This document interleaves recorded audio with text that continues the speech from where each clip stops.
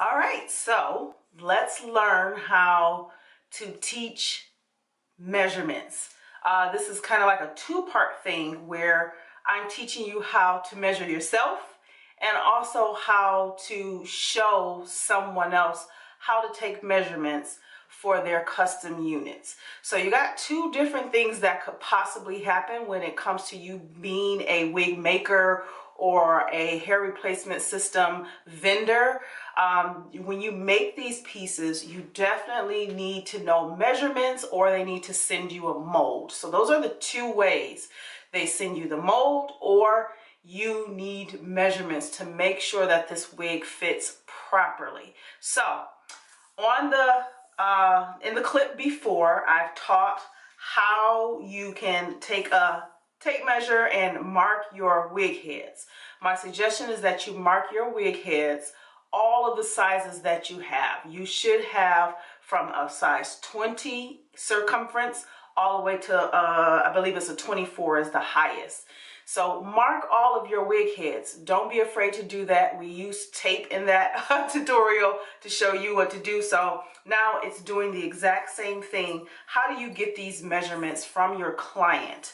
So this is a two-part, do it yourself and how to teach them to do it. So I have a, tape measure. This is a, it could be fabric or plastic or whatever it may be, but it needs to be something that, doesn't roll back on them. It has to be an actual tape measure. So you need to make sure that their hair is properly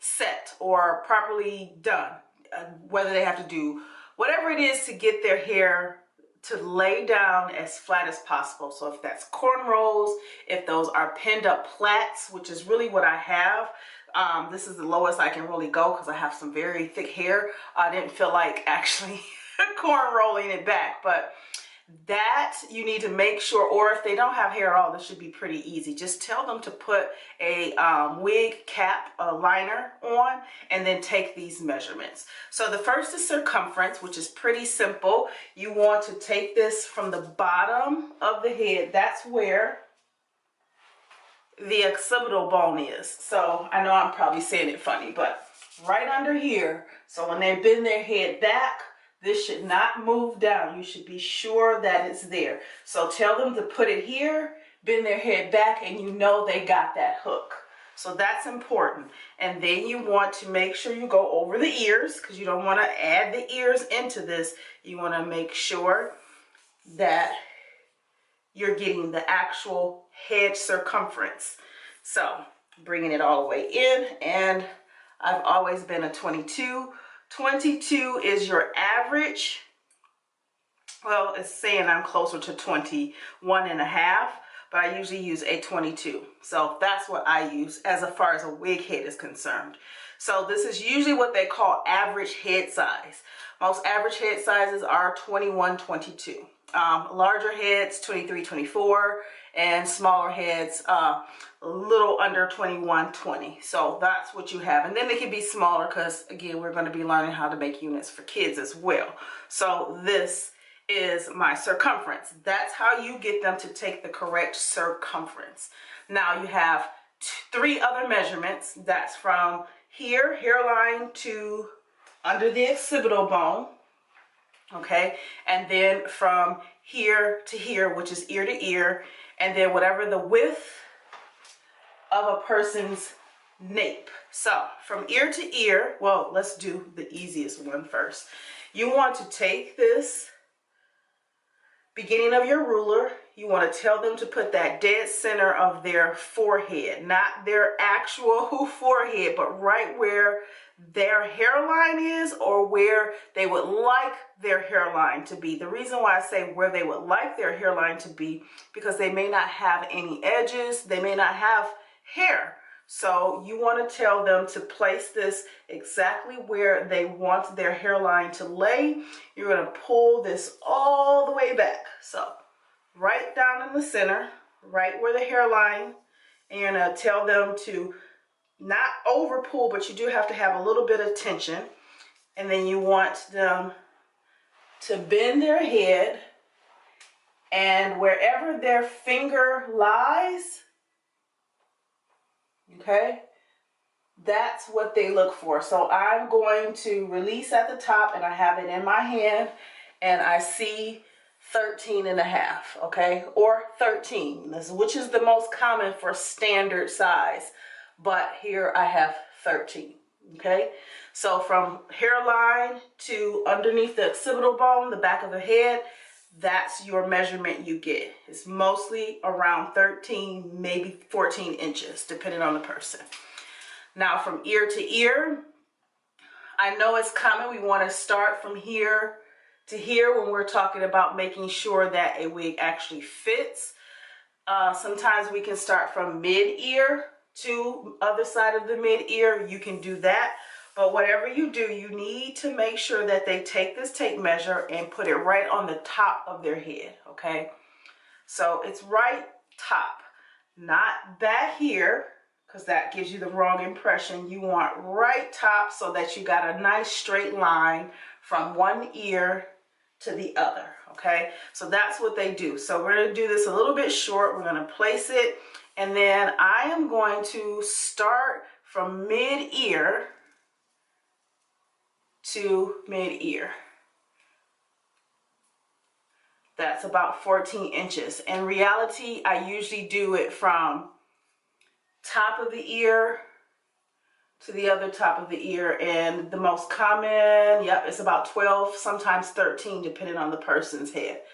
But you do have two options just so you can have some ease, meaning have a little bit of extra just in case, you know, it fits here to here. But if they need to make sure that this fits really nice and snug, especially the ear tabs of most caps or custom wigs, depending on how you make your bases or if you use a base, I just say from my professional experience, just start from mid-ear, top of the head, straight across, ear to ear.